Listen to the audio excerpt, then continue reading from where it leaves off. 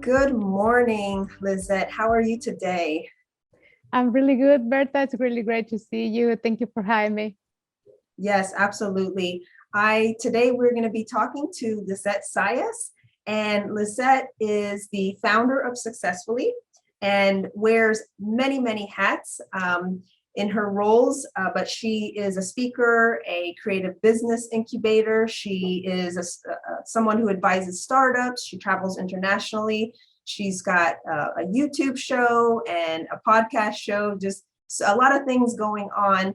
Um, I would like to just mention that your website, successfully.com, and it's with one L, is the place where you offer services to startups and different programs. And so today, Lizet is going to be sharing with us her journey through the startup world, and then also talk about where she is today, and also Lizet, if you don't mind, I really would like to hear a little bit of an emphasis on women, particularly within the startup, and then also talk about some of the successes you've had, and also what does success mean, because I think that's an important starting point for any entrepreneur. So thank you again for being here and welcome, and I'm very excited to speak to you today.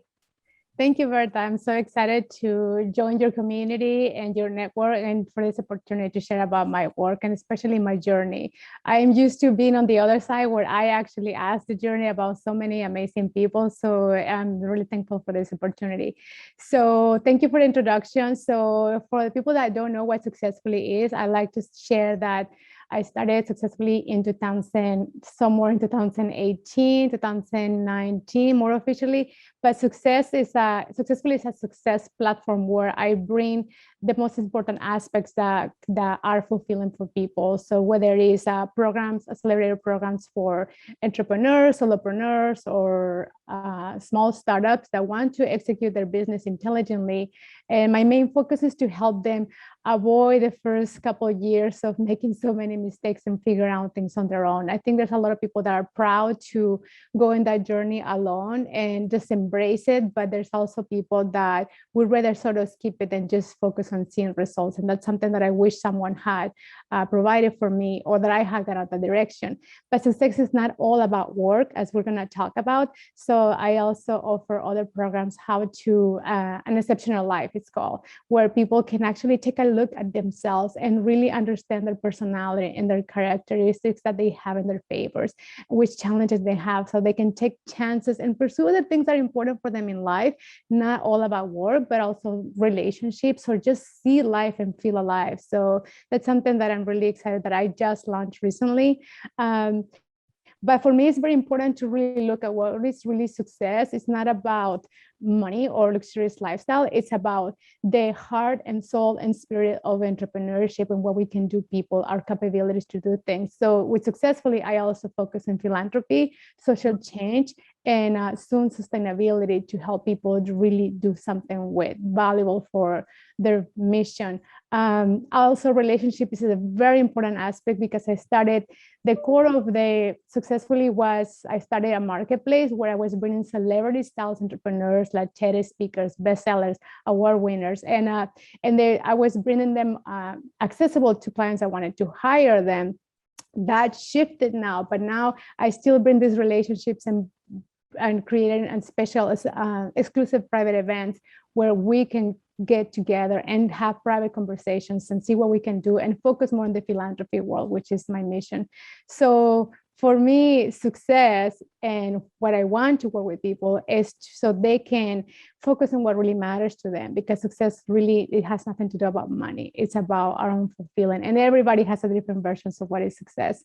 So that's my introduction about Successfully, and I'll let you take it from here. Yeah, so I have a ton of questions. One of the things that I think I hear you saying is that as an entrepreneur, really where you assist is digging in and figuring out, if they don't already know, who they are as an individual, because that really is the foundation for them to define success and to figure out where they want to take this entrepreneurial journey.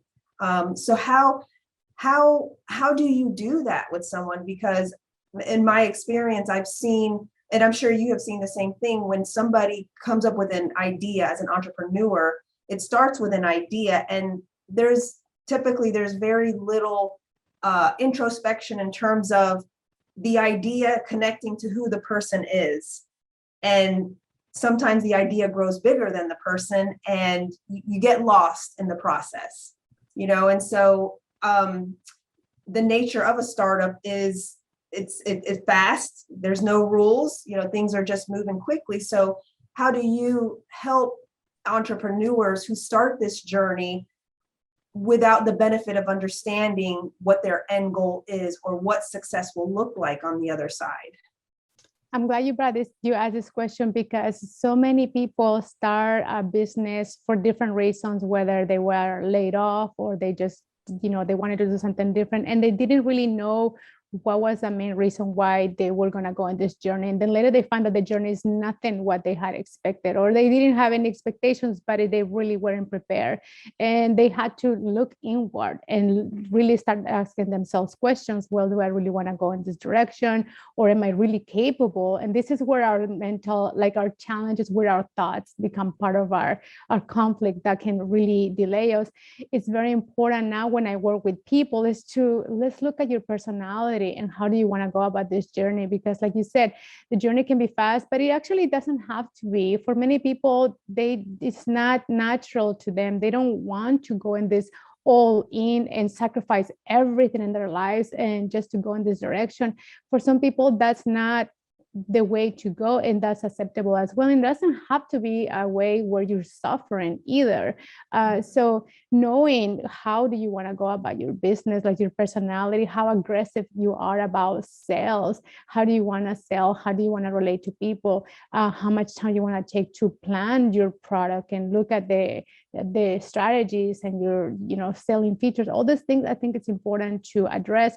So often when I work with clients, I ask them these questions like, well, how do you feel when you're trying this? And they're like, no, I hate it. So, well, let's look at a way where you enjoy it, because this is your life, it's your journey. And if you're hating it, it's not going to, people can sense this. And what's the point to be pursuing something like that if you're suffering this way? So, and we entrepreneurs tend to be a little bit of masochists. We like to suffer, but we enjoy it. But as internalists, we are honest and we know this, right?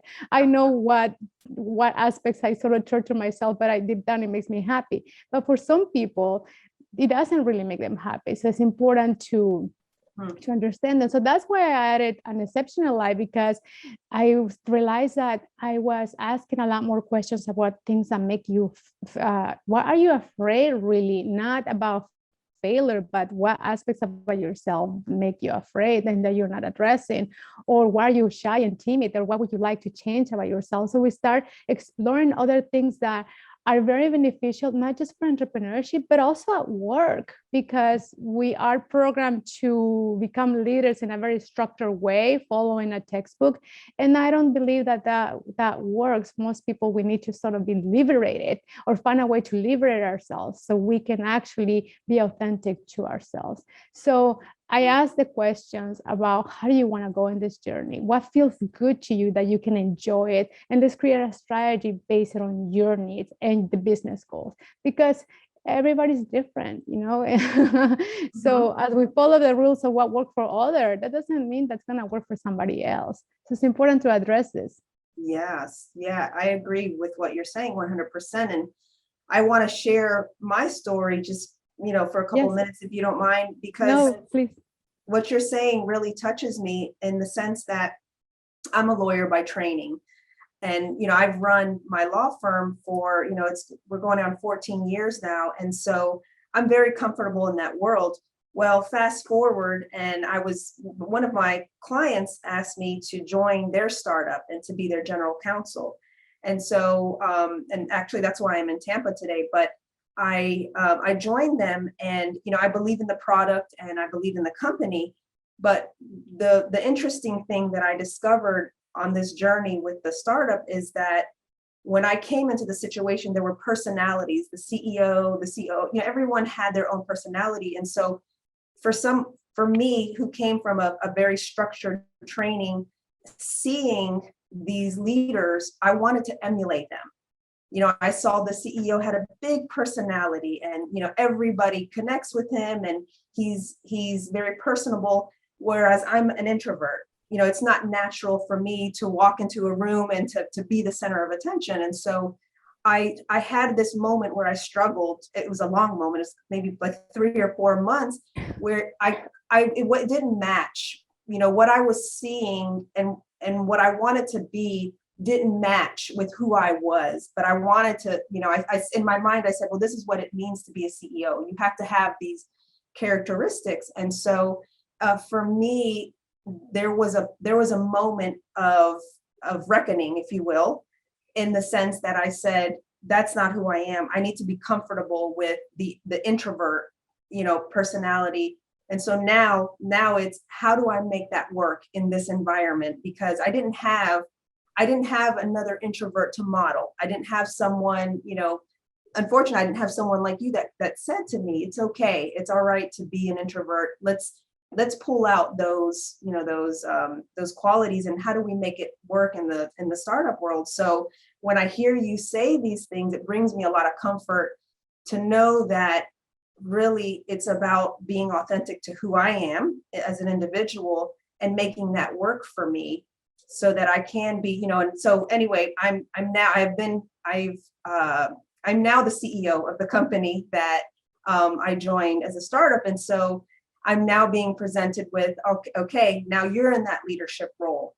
And so, you know, that emulating isn't going to work, because I'm not the prior CEO that was here. And so I wanted to share all that with you, to say that I hear what you're saying, and it's a struggle. It's honestly a struggle to be authentic and to be in this startup world where, you know, you're constantly moving forward and making sure that the company will succeed.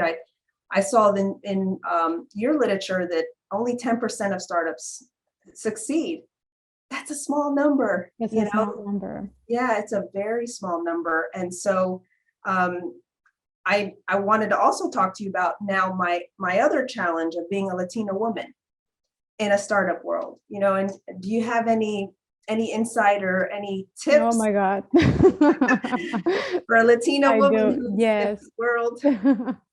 Just to add quickly to what you were mentioning about, we find our leadership, leaders are very different. We all have our own way. And this is why we're surprised by when we see someone that step into like different leaders. I don't know, maybe like, you know, we look at Steve Jobs or all these leaders, they have their own way. And Yeah. at first it's hard for people to understand them, but we have to find our own way, the way we can be leaders. And when we're doing things right, then everybody else will respect that, because they know, okay, it's different, but it's working. So, and also another thing I wanted to say, when we're starting, we often change the direction. We find out who we are. So this is why so many startups fail at the beginning, because, well, they realize that they find things that they don't like about themselves, or they don't know how to overcome. I think that's more accurate. They don't know how to overcome. And some startups that succeed is because they changed it, but they changed themselves and they found who they were. So authenticity and getting to know each other, ourselves, is very important. So women, Latin women. So all of my programs, everything I work with Mexico, Latin America, and I am very, it's very important for me as a woman to give back, to empower women, especially in particular in Latin America, because a lot of us, when we come to United States, we have to change a lot to, you know, adapting here and then get into the race, right? But also the women that stay in our cultures and our background, like in Mexico, well, they're dealing with a lot of obstacles and challenges, and even the whole society, and even sometimes families don't support. Where I face constant, and it wasn't always addressed in my face, but I sensed it, that there was criticism about like me wanting to pursue something, or why I was putting work first over a lot of other things, sacrificing other things. So I think we're not fully supported as women, Latin women, that we're supposedly empowered, but deep down behind the scenes, we're not really being supported. So we have to deal with that. and because we're not being supported, well, we're not getting that encouragement every day that we need to get up every morning to really stay strong and just, not let our obstacles stop us. So I did a session for Latin America, how women can just basically just separate from all this stuff that happens in our cultures, from our family, society, all this, it's a little hypocrite, and then how they can just really own up and be who they want to be and not have to apologize and not have to explain to anybody. I think women have right now, we have a lot more stress and more demands because, well, we have the pressures of our families that we're supposed to have a family, but also, well, we have to be also bread makers and bring the same amount of money that to sustain. So it is definitely challenging. So I think now women need more support because a lot of women, we are becoming leaders, presidents, CEOs of companies like you, and we have the same leadership skills that we like anybody. So we need support, but we don't get support. It's a constant, there's constantly commenting, little comment here and there from many directions. The people that you less expected, there's always something a little bit that tries to put you down. And so constantly we have to be somehow, in a very elegant way, defending ourselves. And that's tiring sometimes. I've had many comments from many directions where I realized like, wow, really, is it necessary? But this is how we become strong. As long as we're doing what we love and pursuing our dreams, no one is more important than us, than our dreams. And I think that's something that women, we fail to ourselves. We put other people's, our spouses or our friends or other people's opinions before ours, but we are the ones, our opinion is the most important, especially if we're running our own show. Yeah. Yeah. Well, thank you for saying that. I mean, I agree with you 100%. As a Latina woman, I sometimes wonder if people really understand the struggle that we go through day in, day out. I mean, I have a family. I have 4 kids. I run my law firm. I have this organization that I'm also working. And so every day I wake up and I have to mentally get prepared for my day and all the challenges that I'm going to face. And the one thing that you said that I really have not thought about, but it makes 100% sense, is that the lack of support really makes a difference in my day.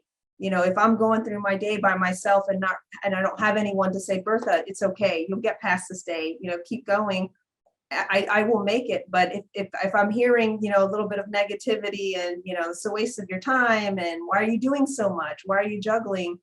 It pulls me down. Maybe I don't recognize it at that moment, but subconsciously I feel, why am I doing this? Maybe I should be home, maybe I should be, so all those things. And so I think support, to your point, I love that. It's really about finding the support. And what you do for Latina women and for other entrepreneurs, I think is so important.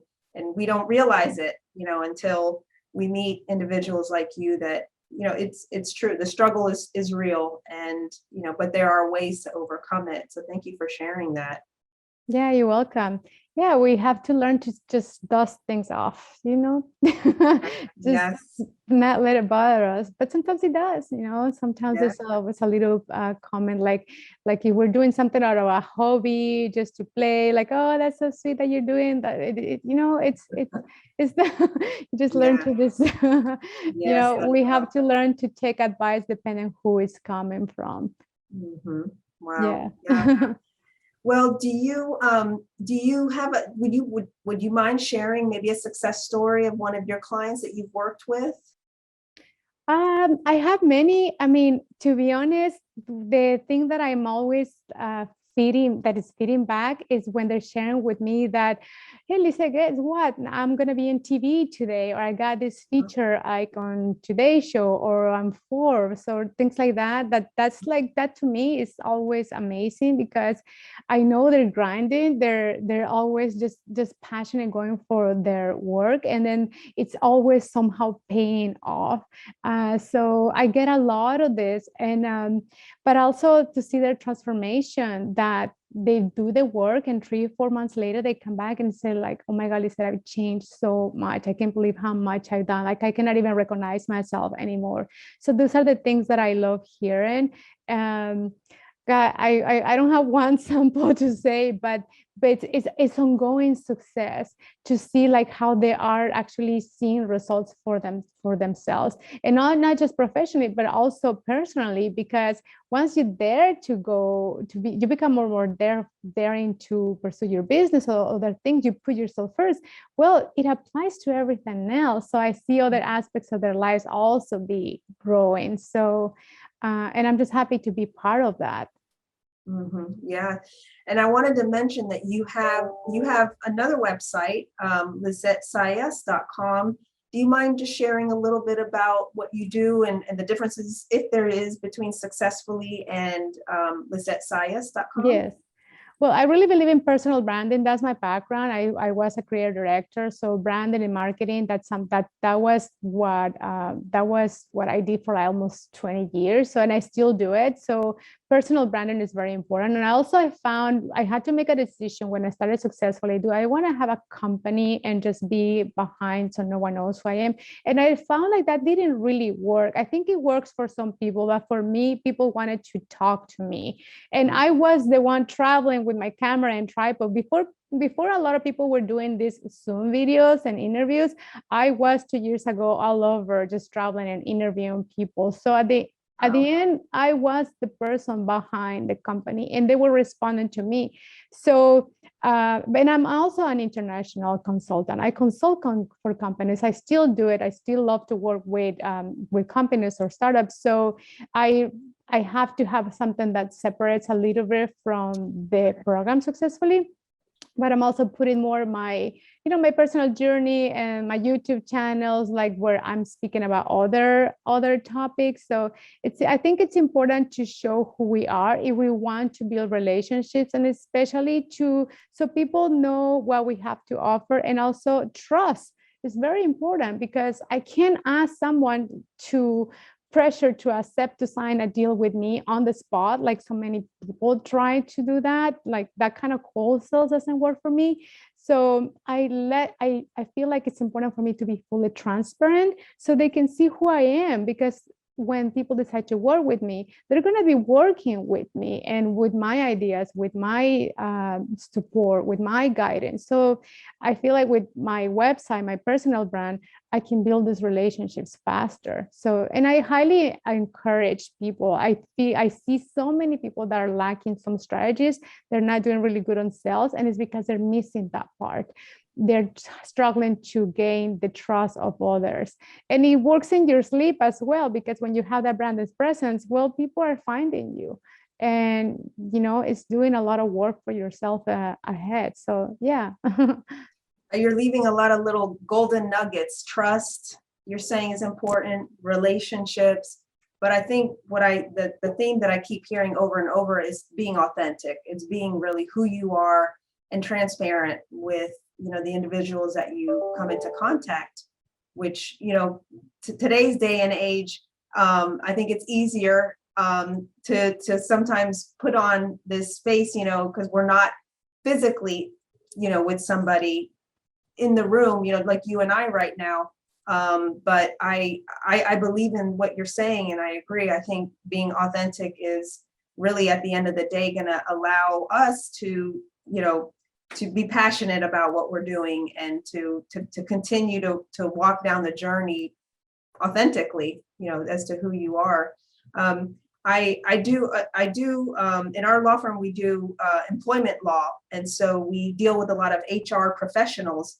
And one of the things that I've seen is that if the leader up top has a certain way of or characteristics or personality, that really trickles down to the rest of the organization.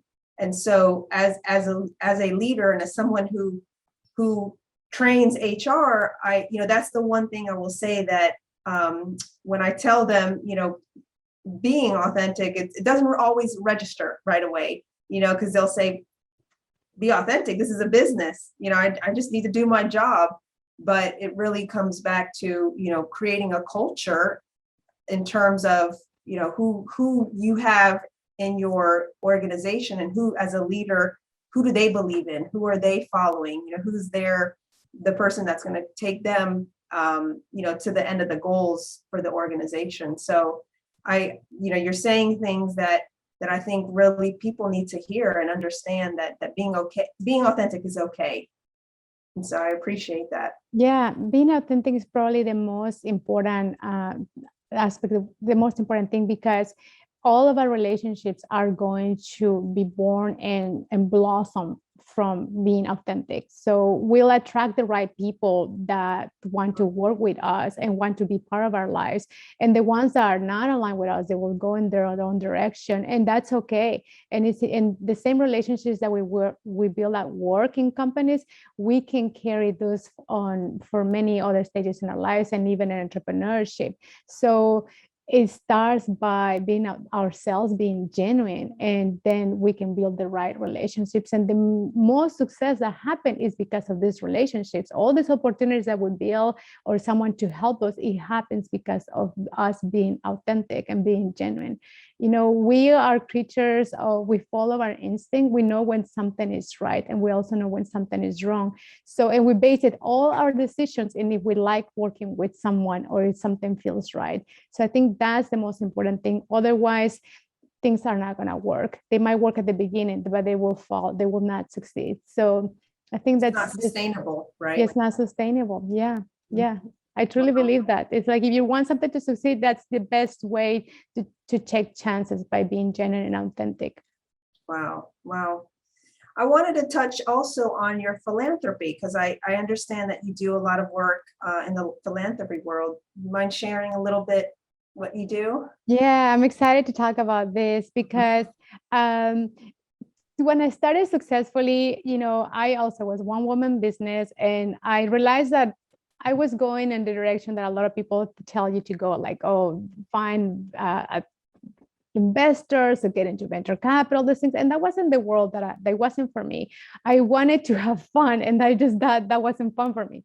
So I had my idea of what I wanted for me as a woman, as an entrepreneur. And I'm a believer on vision board. So I have my own vision board, and I've been doing almost every little thing that I put on my vision board. And in my vision board was philanthropy. And I was sort of saving it for, like, well, when I'm rich, when I do this. And then I realized that, well, why? People need help right now. Why do I need to stay that until, I have all this support? Or I realized I can do this now.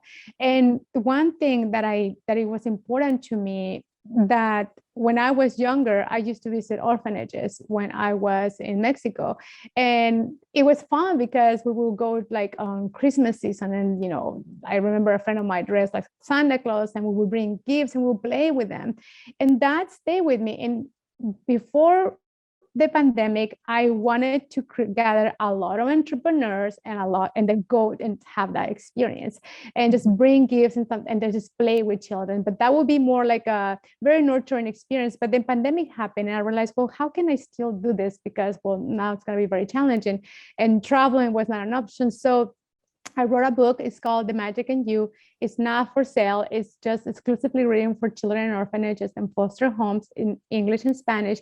And it's an empowerment book. I should have it so I could show it, but it's my shelf. It's an empowerment book that touches on 50 topics about life and about entrepreneurship, but it's in reading for children. So I can't teach the way I teach to an entrepreneur, to a child that is in an orphanage. I had to find a way to speak in a way where that no matter how life it is, how complicated it is, and we can't understand it, there's always a reason to find a way to smile, to connect to your dreams. And just even if some bad things happen, because I can only put myself in their shoes for so little. I'm not in that world. I was fortunate to have a family, but I wanted them to believe that entrepreneurship can they can change people's lives. So the same way I encourage people right now, like dare to speak in public, dare to like try for things. In the book, I talk about this. Well, dare to raise a hand when you're in school, in your class, and ask questions, dare to do things. So it's very poetic. And so what I've been doing, I've been donating this book in orphanages in Mexico, and also here now in New York and foster homes. It's a complicated topic because in the United States, there's a lot of more processes. It's more like an organization, like a corporation. So it's not like, hey, can I just show up and meet the kids and bring the books? That it doesn't work like that in here. That's something, unfortunately, I'm gonna have to do that more in Latin America. But here's a little more processes. But the children are in desperate need for mindset help. They have so much trauma, and they're in a forgotten world that most people don't think about them. And I grew up reading books. I still love to read. So for me to be able to have a source, something that I read that changes my day and allows me to get up the next day excited, well, I want children to have that tool. So that resource, that you might have a bad day today, but tomorrow you can have a great day and just and enjoy it. So yeah, so all of my programs, everything I sell, everything I do, and I have some philanthropy events now that I'm starting, are to support that mission. So my programs, a percentage goes towards this book so I can donate them. I'm not a nonprofit. I'm not I basically I take a percentage and I publish the books and I contact the organizations and I ship them. But now I'm doing private conversations where this is where they're private events where I bring the TED speakers, the same caliber of entrepreneurs, and we have a quality time of nurturing conversation. But that's all for the profit for the books for the orphanage. So that right now is my philanthropy mission, and I love it. I'm glad I did it now, that I didn't wait that long anymore, because, well, people need help all the time. So why wait? So yeah, thank you for asking. Yeah, no. And so if we wanted to get that book, would we go through successfully.com, or how do you recommend? People have been asking me if I should sell it, so maybe I will, maybe, but not this year. I mean, we only have a couple months more months left. So people have said you should put it like on Amazon, so maybe, but I mean, those platforms don't really give you a lot of profit. So for me to get the profit of the book allows me to publish more books. So right now, it's not for the public, it's for the children. Gotcha. It's for the children. So yeah. Okay. So, but anybody who wants to be part of this, well, we can see how we can work together, because right now I'm contacting companies to see they want to sponsor some of those books so I can get more because my goal is to, place them like in 10,000 kids by next year. And that's, well, I need to sell a lot of programs. I need a lot of sponsorships, all those things. So, but I know I'm hearing great feedback for the orphanages that said that the kids are loving the book. When I was in Mexico, it was so touching because my brother went with me. So we went to an orphanage. This was 2 months ago. And I got to meet all the kids. I got to wrap the book and put their name. I wrote a letter for each of the kids because the orphanage gave me a list of all the age of each child. So I got to meet them, and they were asking me so many questions. They were telling me like, oh, I love to be a writer too. Wow. I also would love to draw. And it was, I left so touched, and it was just a huge perspective, like, God, we're complaining about a lot of things, and look at somebody else's life is definitely much harder. So yeah, I'm happy to be making a difference. Yeah, that's amazing. It has been an honor to talk to you. You are doing so many good things, and I really am grateful to have met you. I'd like to mention you also have some YouTube shows that you have in the works, and a podcast. And so we can find both of those through Lizet Zayas. And YouTube, yeah, and also and YouTube. Okay, great. And I hope that we can connect again soon. There's so much I think that you have to offer in the startup world and women in addition. So thank you so much, and thank you for what you're doing. I'm proud to be a Latina woman and to see other Latina women making a change. It's an honor. So thank you. Thank you, Bertha. I appreciate it. It's been a pleasure. I'm glad we got to do this. Thank you so much. You're very welcome.